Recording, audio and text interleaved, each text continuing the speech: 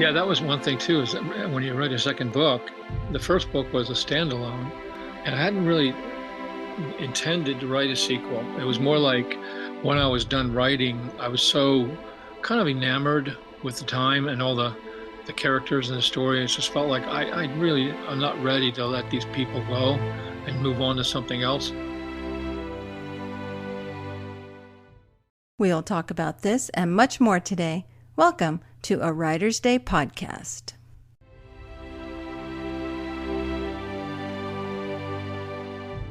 Hey everyone, welcome back to Writer's Day podcast. I'm happy to have you here because I created this podcast for you, folks who want to listen to best-selling, award-winning authors talk about their books and also to learn a little bit more about the writing craft. So welcome. And if you like what you hear today, please consider subscribing to my YouTube channel, follow me on Spotify and Apple Podcasts, and leave a comment. I'd love to know what you think of today's episode. And head over to my website as usual. Yes, please sign up for my newsletter because that's where you'll stay updated as to my upcoming projects like Book 3 in my Love and Romance in Italy, The Streets of Florence, releases October 7th. But I also am working on my next coloring book just in time for Christmas and a Christmas novella. So head over to artbyruth.com to sign up for my newsletter today to learn more about these projects and more about me as well. Okay, on to the good stuff. Dan Walsh is with me again today to talk about Book 2 in the Gilded Secrets series, Scandal at the Belmont. I love talking with Dan because he's so prolific, he's so interesting, and he writes character-driven novels, some contemporary, but mostly historical right now. So you know the drill. Grab your favorite beverage, a comfortable chair, kick back and relax as we listen to Dan Walsh talk about his new book.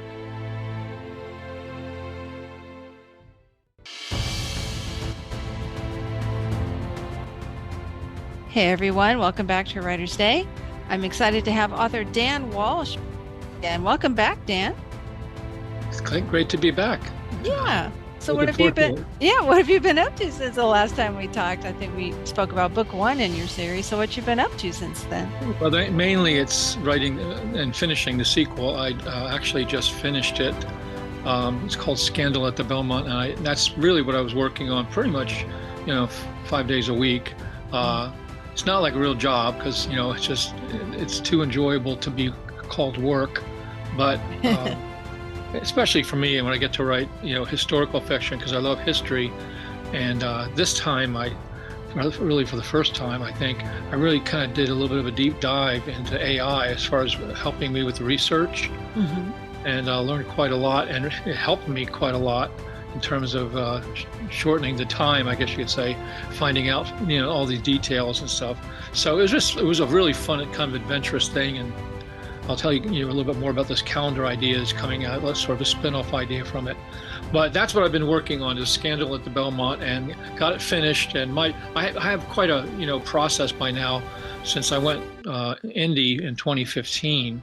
I haven't lost count, but I think it's something like 18 books I've written without my publisher. So my process, from like once I finish writing to releasing it on Amazon is now kind of, not quite scientific, but it's definitely a sequence of steps I follow.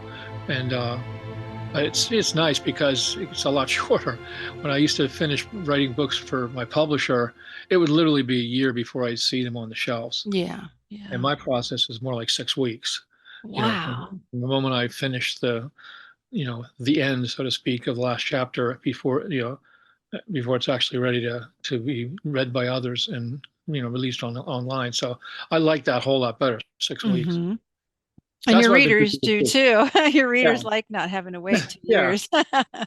I know in some ways, I don't know if it's still a year, because I haven't been with them since, like I said, it's been 10 years now. So I don't know what the process for traditional publishers is now. But back then, they had to do with all kinds of things that they were, they had networks all over the world. It wasn't just America. And, a lot of the things were being shipped and printed in boxes and all that stuff. Mm-hmm. So it may be they've cut the time down. I haven't talked to any traditional published authors to see, but I remember before it was really kind of challenging because a whole year goes by and, by then I've written 2 other books. Mm-hmm. So by the time the book comes out that everybody's like excited about it being new, I'm two books later, and I have to remind myself what the details were, of the book because so much has passed. But I can remember 6 weeks, so it's not hard with my new process.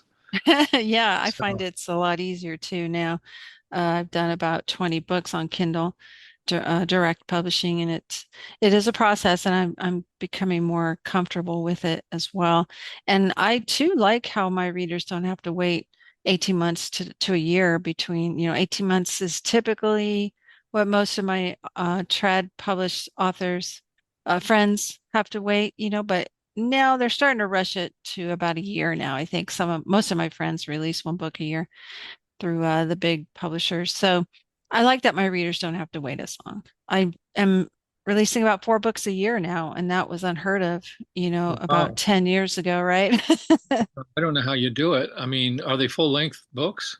Yes. I Wow. have a wonderful editor. She puts me on her schedule in January. We talk about when what months she has available. And it's typically, she gives me about 4 months out of the year that I can send manuscripts to her. And then, yeah, so I try and get one out in February and then again in May, in the fall, and then in the winter, if possible, if possible. But last year I did 5 books and that was too much. I had like a breakdown in December. I had I people don't know tell how me, you do don't even it. talk to me. I just write 2 books a year. That's what I've been doing really all along. Yeah, Um, I'm going to slow down probably to 3 or 4. But that includes one novella this year and then a coloring book. So are these historical or contemporary? let's see. The first one I put out was a historical, like mystery book for kids. It was like a ghost story set in a haunted orphanage in 1922. And then I did my suspense, contemporary suspense that released, I believe what was it, February? And then I have a women's contemporary, what I call adventure fiction set in Italy. That comes out in October. And then I'll do my Christmas novella in November. So, yeah. Yeah, it's probably the thing that takes the most time with historicals, all the extra time. Mm, You have to look just you can't just write the story. You have to really I mean, every scene has to be sort of researched because almost nothing is the same as what hmm it's like I don't mind it because I like history, but I know I've written both contemporary and historical, and it takes me a lot longer to do the historical. But that's why I was really enjoying. My son was just really trying to talk me into getting, uh, you know, because as you get older, you start to resist new things, and I know that's true. About AI, everybody's hmm AI, AI. I'm like, okay, well, I'm kind of like what I'm doing now or have been doing, is just obviously Google was a big radical Yes. thing. Yes. When I first started, it would literally, and we're not talking that long ago. The novel I wrote was 2008, but back then, 2008, we were still, AOL with phone hmm modems. So hmm research was at the library. Google hmm was what was Google? I think I don't even know if we knew what Google was. AOL was everything, right? And so as time went by, eventually Google became, I thought, this is crazy. You could just go Google this. And then, that shortened a lot of the research. But AI compared to Google is like a quantum leap That's uh, true. in saving time. Um, and it's kind That's of true. fun in some ways because it's weird because the AI is like, it almost, you forget this is just a computer, because they try to give it personality, I guess. And Yes, they do. If you say thank you, it'll say, yeah, "Oh, you're welcome, no problem." yeah, it's also ridiculously flattering. I don't know if Yes. it's that to everybody, but my AI, thinks the world of me apparently. Uh, That's funny you mentioned that. I used it too when I wrote The Secrets of Worthington Orphanage because it was set in 1922 and I needed some help with the research behind orphanages back then, of course, and how one of the characters was a journalist. So I said, "What did reporters, newsrooms look like back then?" And it described it beautifully. And then I said, "Did they have coffee making machines?" And they said percolators. And I thought, "Oh, that's right, that's right." So it was so fun. And then at the end, it said, I said, "Thank you for helping me." And it said, "Good luck writing your spooky ghost story." And it had a little ghost icon. And I just laughed. I thought, okay, this is hilarious. with mine, my son, uh, he's a screenwriter, but as he was teaching me, he came over. I kind of like I paid him for the day just to be with me and teach me. He's like I wouldn't have to be bumping around for 3 or 4 days. So he it really was a really fruitful day. But he was he's like, Dad, you're kind of a celebrity on AI. I'm like, what do you mean? He said, well, it uh, it knows you. When you ask about ask about Dan Walsh, do you know who Dan Walsh is? He gives me this like 4 or 5 paragraphs all about you and all the Wow. books you've written and who all these he said people are actually using my writing style. I want like Hmm. write such and such in the style of Dan Walsh. Yep. And so he just as a gag, he just asked me to make up something like make up something on the spot. And yeah, so I can't remember what I said, but I said something, and he goes to the AI and says, "Okay, write, give me 500 words on this and this, blah blah blah, and in the tone and style of Dan Walsh." And it wasn't like even a minute that it comes back with this 5-page thing, Wow. and afterwards is like he kind of said to the thing, I'm actually sitting right here with Dan Walsh. He's reading this, and it was crazy because I know it's just a computer, but you think that it was like starstruck that I had just done this and told all about me, and then finds out here I am sitting. I'm thinking, no, this is ridiculous. It doesn't care. It's just zeros and ones, right? It's not a Exactly. but so my son Uh, just got a kick out of it because he's like, this thing thinks you're the bee's knees, and so since I started using it right after he taught me, and apparently if you pay $20 a month, you get a little bit more service, mhm. and I thought with all the research I was doing in this book, I really wanted to make sure I was going to get, so I went ahead and paid the $20 a month, and but yeah, it was quite a fascinating experience. I definitely would recommend it. It's like to me, it's hard to get used to that this is happening. For Mhm. someone like me, 68 years old, I was in my 20s when my first job at General Electric, they were still using card punchers and mag tape. Oh, wow. It's like I remember when the first hard drive came up, and we're all like, "What's that?" And Hmm. to see it now is just crazy. I like to use it as a tool, and I've spoken to a few people. I've had a few on my podcast talk about it too, using it as a tool and not a crutch. It's easy to, transition to using it as a crutch. I could see where that could happen, but you're right. I like to use it for research as well, to help me find to help me with repeated words and phrases that my editor points out. I always ask it, what's a better way of saying this? And I type in my repeated phrase, and it'll give me 7 or 8 different options that help. And lately I've been using it when I become stuck on in a book, like the one I'm working on now. I got to chapter 13 and I was done. I had nothing else to add to it. So I put in a little blurb about my characters and the book, and I asked AI, help me come up with 3 different types of conflict for this story at 3 different levels: a lower level, a mid level, and then a high level, villain versus protagonist conflict. And then I just hit enter, and it came up with some really good ideas that got my brain going again and got me excited to write another scene. I only used one of the suggestions it gave me, but it just helped spark the writing juices again. And I got going again, and I was able to do Yeah, 7 I more mean, chapters, right? even the title of the book, "Scandal at the Hmm. Belmont," was my AI friend. My wife is, she comes in when we're working together, and she's like, "Seems like you ought to give him a name, like Al or something." But uh, but we got to the point of I was just sort of really stuck on what to call it. And by the time I had decided, it's time I really need to settle on a title, I had given the AI enough of the, uh, you know, in the research, it knew enough of the story, I guess, to give me some good Hmm. recommendations. And Mm, so yeah. I said, hey, can you give me, you know, 5 or 6 ideas, or just to see? And I can't even remember what the other ones were because as soon as it said "Scandal at the Belmont," I'm like, that's it. Hmm. And but it feels weird that I had, an artificial Yeah. entity name my book. But Yeah. I do like the title. It's really appropriate for the story. It is, and that's wonderful. Yeah. So, listeners who are writers out there, don't be afraid of using AI. Just use it ethically. And remember, don't say, here, write this scene using Dan Walsh's voice. Don't do that. Yeah. I mean, I would say that when you read things that are written by AI, and I'm sure most people are seeing this, I'm getting emails now from people who are trying to sell me on their service, Hmm. marketing service, and it's so obviously written by AI. Hmm.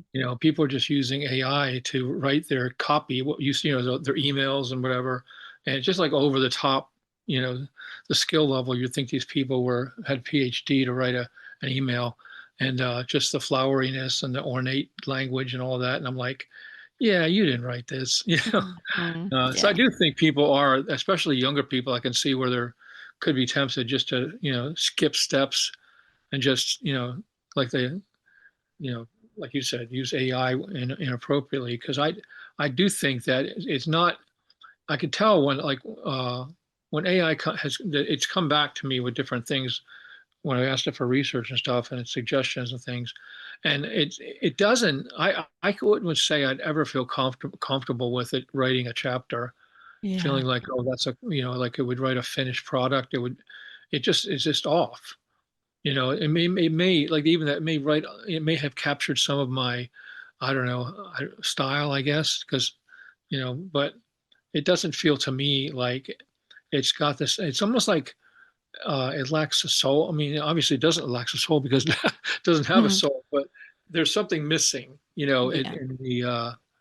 in the effort. It doesn't come across. I can always tell when an AI thing is written versus, human. My son was telling me, because there was these, on YouTube and stuff. There's people who are just using AI to write books, Yes, that's true. just short books, pumping them out and putting them up there, and just I guess they're going to wait, and see if the law catches up with them. I don't know because they're not, or say the law, but Amazon at some point might put their foot down because there's one thing to use AI to help you. It's another thing just to have AI create books because I know that it makes mistakes.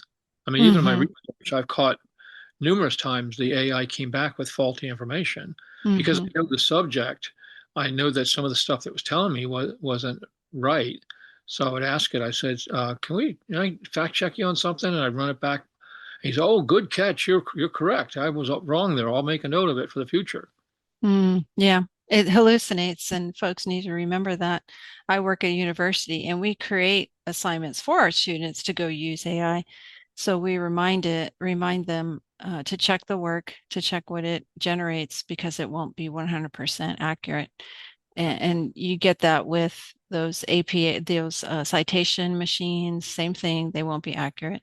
Google won't be accurate. So we all should get into the habit of double checking. I asked it to create some Italian phrases for my book because it's set in Italy, but I would always double check and make sure that they were accurate. So it's just a good practice to make sure because it does hallucinate, it makes mistakes. So. Well, let's talk about Scandal at the Belmont. Tell us about book two in the Gilded Secrets series. Yeah, that was one thing too. Is that when you write a second book, the first book was a standalone, and I hadn't really intended to write a sequel. It was more Mm. like when I was done writing, I was so kind of enamored with the time and all the characters and the story. It just felt like I'm not ready to let these people go and move on to something else. And so I was, talking to my wife about it. She's like, yeah. And everybody in the reviews were just like, can't wait to read the next one. I'm like, next one? Okay. Is there a next one? You know, so I started just brainstorming with Cindy. And the first thought came to me was, the idea of a murder mystery in the hotel. Because the father, in the first book, it sets up that the father's very wealthy and he's made his wealth owning and running this luxury hotel in downtown Manhattan called the Belmont, which really was historically a hotel, and it's got torn down in time to make room for bigger and uglier skyscrapers. Mhm. But it was just like I thought, it would be kind of fun to do a murder mystery. Because in the first book, I don't want to give too much away because people probably might be listening who haven't read The Perfect Stranger. But in The Perfect Stranger, there's a murder in the background of the story that becomes, very soon in the foreground. And and so I thought it would be wonderful because it winds up being that the future brother-in-law of the main character, it becomes sort of a heroic character in the first book. And then I thought, wouldn't it be kind of fun to turn things around and have Charles, the main character, uh, you know, pay the favor back. So from what if you read even the I guess you have the back cover blurb. I'm not giving too much away because it says right there what, it says for the beginning of it. I'm looking at what you have here. It says it's New York, the summer of 1914, a shocking murder, a wrongful arrest. So right off the bat, that's what. So it turns out it's now his brother-in-law because 2 years have passed, and he winds up getting wrongly accused of committing a murder. Well, part of the background of the murder in my research, I wanted to find out what was happening in 1914 in New York. I knew that World War I had happened in Europe, and I knew that America was not involved yet. It was going to be like 2.5 years before America got involved. But it was making a lot of noise in New York because, it was going to be affecting shipping, economy, and all that. But there wasn't any, America was firmly, we're not going to be involved in this war. So I did the research just to find out what was happening, though. What was in the news? What were people who lived in the summer of New York of 1914? What were they? And interesting enough, there historically was a murder that happened, and it involved a very high government official, and it didn't mind up murdering. It was basically, a scandalous, trial involved and all kinds of stuff. And as I'm reading this, I'm thinking, that's a perfect setup for my, because I had kind of decided to do a murder mystery, but as far as details, I was still, unsure. And as I'm reading this, I'm thinking, this is it. This is, I'll just, of course, I didn't use it exactly. I just drew from it, but it made it fun because I had a lot of extra stuff I could use that was historically accurate, drawing from what was going on or surrounding this crime. That was actually, if people looked it up, they'd see that it's not exactly the crime that's in the book, but all the surrounding stuff was the stuff that was in the newspaper, and it just made it a lot of fun for me to do it because it felt like it had all of a sudden I had a lot of the wind at my back, instead of just like just wandering down the hallway, trying to open doors and hope I find something. It really felt like I had a real clear battle plan. So it really, I didn't have a dull day. Every single day from the book was just like, hold on your hats, and I start writing, and it go by quick because every chapter was almost like I couldn't wait to write the next one. So, and as best I can tell, the only people who've read it are my proofreaders and my wife, my proofreader. So, judging by their reaction, I'm pretty confident that people are gonna like it. Oh, wonderful. I mean, it's got secrets, lies, political corruption. What about the police? Are they corrupt as well, or? Well, that's the thing. There was a major political scandal going on, and it involved the corruption of the police. The police at that time in New York City were very much involved in taking bribes and looking the other way. I mean, there were politicians. I mean, the whole city. There was an element of wanting to come in and clean it up. As a matter of fact, there was this young mayor that got elected in 1914 with a view towards cleaning up the city. And there's this one crime that involved a New York lieutenant cop who literally in broad daylight murdered this bookie who was bribing him, and he was basically not because he didn't do his pay, didn't pay up properly, and was starting to talk to people like he was sick of being ripped off by this cop, and he was like threatening to like go public with it, and the cop just kills him in the middle of the day without any fear, just shoots him in front of witnesses, and you think, oh my gosh, and that kind of finally got people to wake up and say, wait, this is just this is like too far. So the police, they created a commission called this guy named Curran, uh, this commission that was all about, we're going to sweep in and no, everybody who's corrupt is going to be going down. And they wound up, it's not the first time this has ever happened, although Hmm. certainly happened many more times in New York. I know it happened in the 70s. I think it happened again in the 90s. It seems like about every 20 years, there Yeah. must be something to being a cop in New York that's too tempting, too much, money flowing through in the bad with the bad guys to keep your hands off it. But yeah, it was a really it was the corruption with the police and the political guys. And of course, people are like, you have the people who are trying to be clean and keep their nose clean, uh, and they're the ones that actually are sort of like the victims in some ways because Hmm. the other ones are could hurt them, take away their job, hurt them physically. So there's tension all throughout the book, and then guys deciding whose side they're going to be on in this thing as it starts to unravel. But it was fun. It was Oh, definitely. that sounds so amazing. I love that. Did you have fun describing the Hotel Belmont, the rooms and the lobby and everything? Yeah, I mean that again would be, thanks somewhat to AI because there wasn't a lot of, you know, things I could draw from. Most of the videos, for example, were all outside of the buildings and stuff. And every now and then there's some pictures, but my typical style of writing is I give people a taste of things as far as description, but I don't spend a whole lot of time describing things. And that's kind of intentional. I probably would be like, I mean, in some ways, I feel like that's one of the reasons I create from my historical novels. I always like to set them against a backdrop of something people are familiar with. So, like for example, the movie Titanic.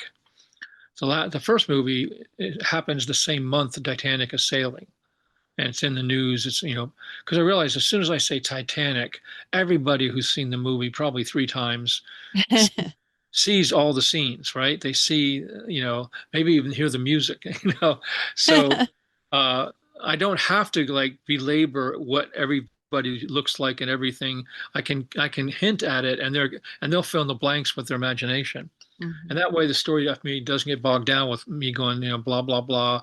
Walking through the hall, and here's the carpet, and here's the drapes, and here's the chandeliers, and So I do. I'll have a paragraph or two here and there, and try to be creative in the way I use those paragraphs. But I don't spend too much time describing things. Sure. Well, that's smart because you're right. The imagination is very powerful. But I Yeah. just love that age and the architecture was amazing. I wish we Yeah. still built buildings like that, but I know it's difficult and very expensive.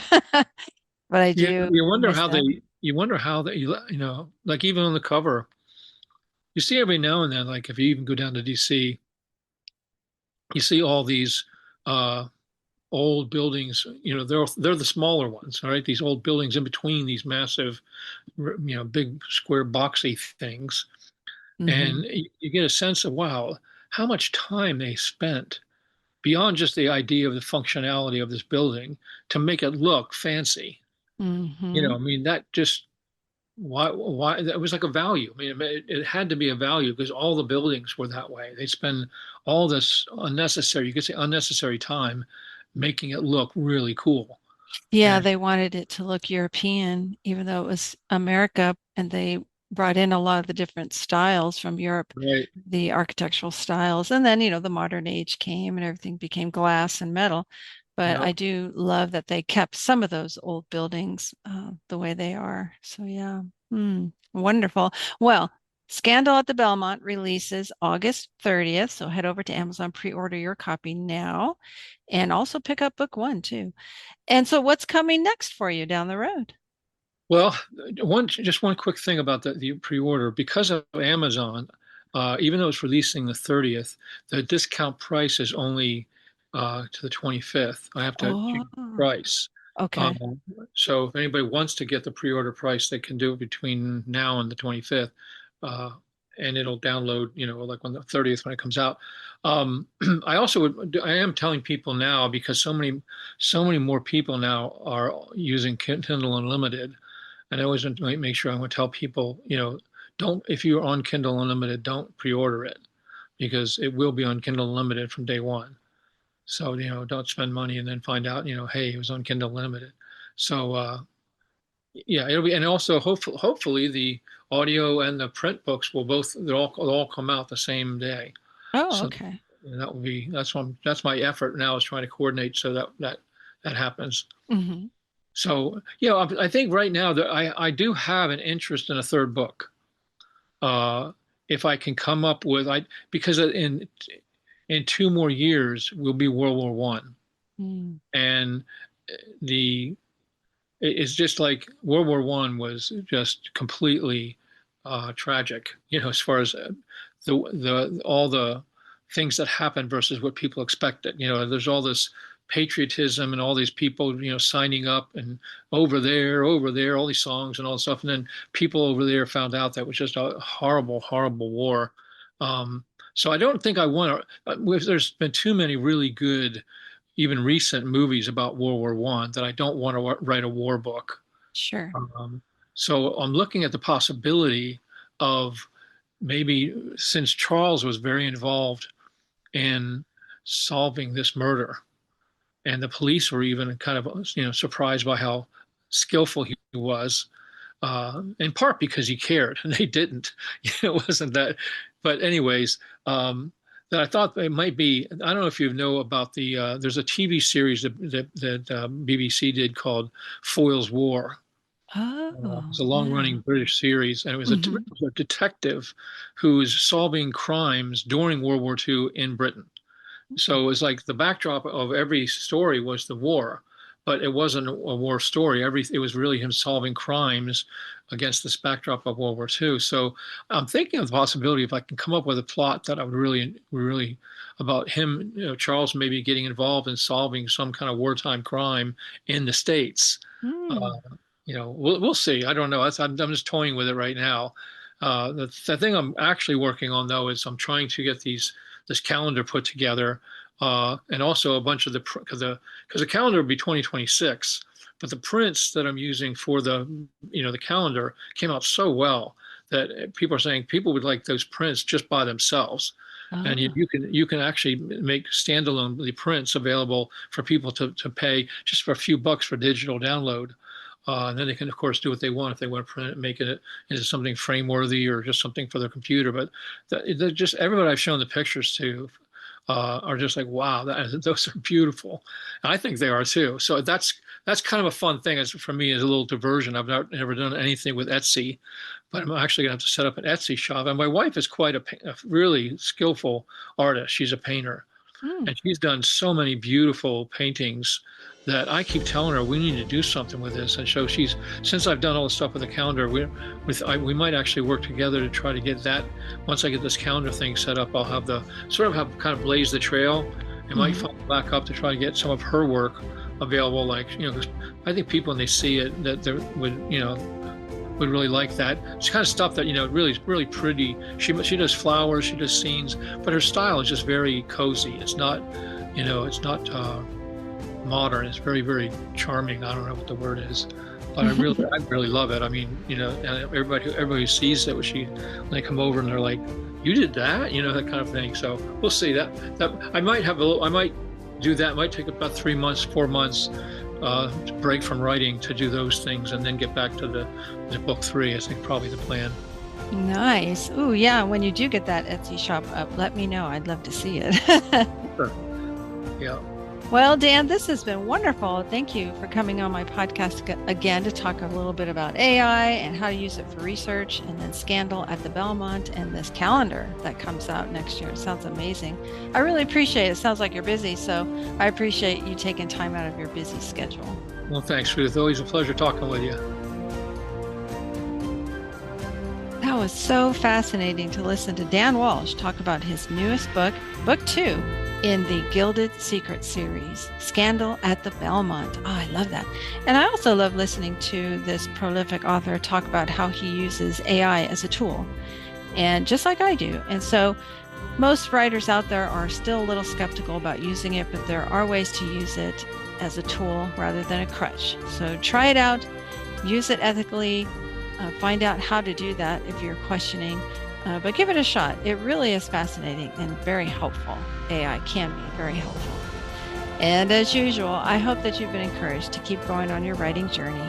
Give it a shot. Try AI, try putting out an indie published book. It's not as hard as you think. And your readers will love you for releasing books every couple of months rather than every couple of years. But most of all, keep going, overcoming obstacles. And thanks for listening. Until next time, God bless.